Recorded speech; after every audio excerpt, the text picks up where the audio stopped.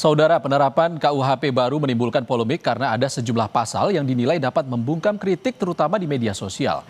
Bahkan sebelumnya ada aksi teror yang menimpa influencer dan aktivis setelah vokal menyuarakan kritik. Bagaimana sebenarnya bijak bersuara dan menyampaikan pendapat tanpa takut dipidana dan masuk penjara? Kita akan bahas dengan influencer Ramon Doni Adam atau DJ Doni dan juga pakar komunikasi politik Universitas Al-Azhar Indonesia, Ujang Komarudin. Selamat siang, Assalamualaikum semuanya. Waalaikumsalam. Waalaikumsalam, Mas Iksan. Mas Doni. Kang Ujang, saya ke Mas Doni dulu ya. Mas Doni, sebagai konten kreator dan juga influencer yang rutin mengkritik dan berpendapat di media sosial, ini kita berbicara maju ke depan. Dengan disahkannya KUHP ini, kritik dan komentar berpotensi masuk ranah pidana. Anda melihatnya seperti apa? Jadi begini Mas Iksan, kalau saya lihat tadi apa yang sudah disampaikan tadi, ada pasal 218, pasal 219, dan pasal 433. Ini sebagai konten kreator yang rutin, yang hampir sering ya menyampaikan kritik terkait kebijakan pemerintah. Saya melihat KUHP ini justru rentan ya, rentan, dan kritik atau komentar itu saya melihatnya bisa berpotensi dipidana, ya kan? Bukan karena salah kalau saya lihatnya, tapi karena ditafsirkannya salah oleh yang berkuasa. Itu yang kami takutkan.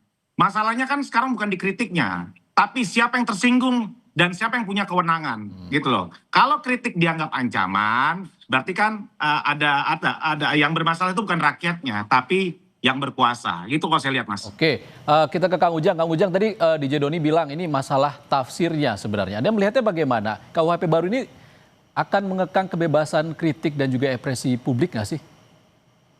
Kalau saya begini ya, harus objektif dalam menilai RUU KUHP tersebut.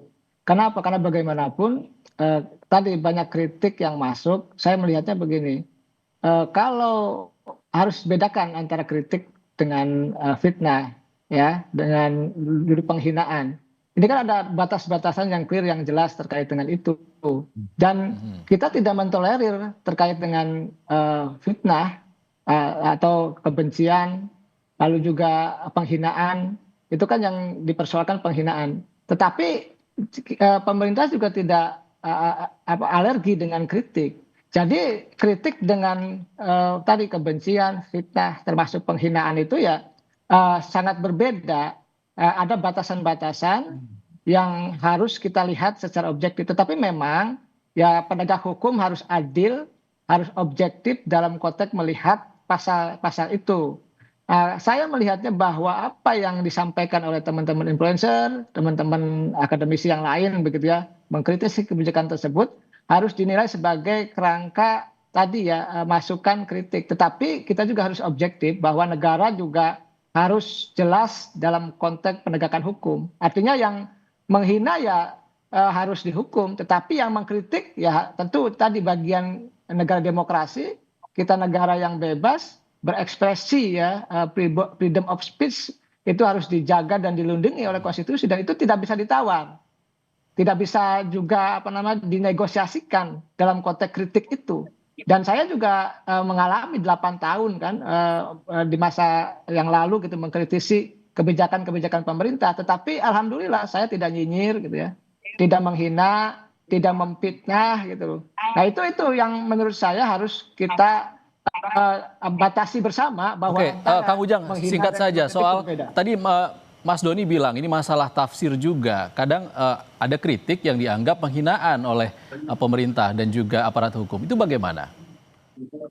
Ya tentu harus diperjelas juga mungkin nanti dengan aturan-aturan di bawahnya ya, kalau dikhawatirkan seperti itu. Tapi undang-undang itu kan tadi jangan dimaknai dengan pasal-pasal yang karet. Tapi saya percaya ya terkait dengan persoalan ini, kalau pemerintah punya niat baik untuk menegakkan hukum, maka penegakan hukumnya itu tadi tidak bisa ditafsirkan dengan seenaknya. Penegakan hukum itu ditafsirkan dengan makna yang ada begitu, tidak berdasarkan dengan kepentingan-kepentingan yang lain. Oke, Kang Ujang. Mas Doni, kan ini KUHP baru sudah berlaku sejak 2 Januari kemarin. Setelah itu ada muncul kerisauan dan keresahan nggak untuk menyampaikan kritik terkait kinerja pemerintah? Kalau dibilang keresahan pasti ada ya, jujur aja ya. Sebenarnya kan ini kan bukan karena saya takut salah saat ini, tapi karena standar salah ini jadi kabur, Mas. Ya kan? Hari ini kita kritis, besok bisa dituduh menghina gitu. Misalnya kita ambil contoh begini. Ada satu kebijakan kemarin dilakukan gitulah. Kita yang gak usah jauh lah, baru-baru ini MBG. MBG ini tiba-tiba ada murid memposting ada belatungnya dalam makanannya. Lalu salah satu pejabat mengatakan ini adalah perilaku tidak bersyukur. Kalau sampai netizen atau banyak publik menyuarakan hal ini di media sosial, ini kan yang kita takutkan nanti kan, loh, ini kan bisa menimbulkan kalimat-kalimat yang agak sedikit kasar ya. Kok ada ya sekelas pejabat ngomongnya maaf sebodoh ini gitu. Nah, kalimat atau kata seperti ini nanti jadi standar salahnya nih jadi kabur nih. Ini standar menghina atau mengkritisi. Itu yang kita takutkan loh, Mas. Jadi kerisauannya atau keresahannya berada di situ, Mas.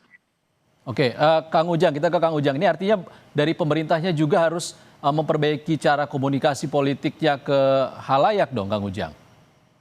Ya, semua harus terbuka ya, pemerintah, penegak hukum, kami-kami yang tadi dari kalangan luar gitu ya, kalangan akademisi, untuk memastikan mengawal bersama dalam konteks pelaksanaan undang-undang tersebut.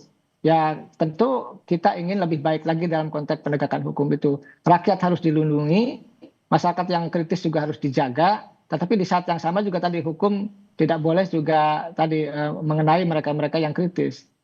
Saya masih percaya tetap kepada bangsa ini, kepada negara ini gitu ya, bahwa ke depan mudah-mudahan kita dorong ya dengan RUU KHP itu penegakan hukumnya semakin baik ya. Jangan sampai ditafsirkan yang aneh-aneh aja, jangan sampai menafsirkan yang tidak enak saja.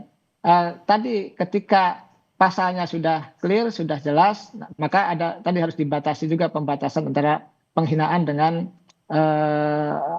kritik. Dan pernah kan di masa lalu Pak SBY gitu ya melaporkan gitu penghinaan, pencemaran nama baik gitu. Dan memang kan waktu itu Pak SBY tidak terbukti, memang dihina, memang dicemarkan. Kan itu memang presiden juga harus dilindungi, presiden juga harus dijaga. Tidak boleh kita siapapun di antara kita anak bangsa, termasuk kepada presiden, untuk bicara seenaknya. Tadi pasti presiden itu menerima kritik. Tapi kalau untuk penghinaan kan tidak boleh, tidak bisa ditolerir. Nah itu yang di situ yang harus kita batasi bersama gitu. Baik, Kang Ujang. Terakhir, ini sebagai closing, Mas Doni. Setelah ada pasal ini, kedepannya akan membatasi diri dalam berkomentar atau justru lebih mempertimbangkan hati-hati konsekuensi hukum sebelum mengkritik? Bagaimana?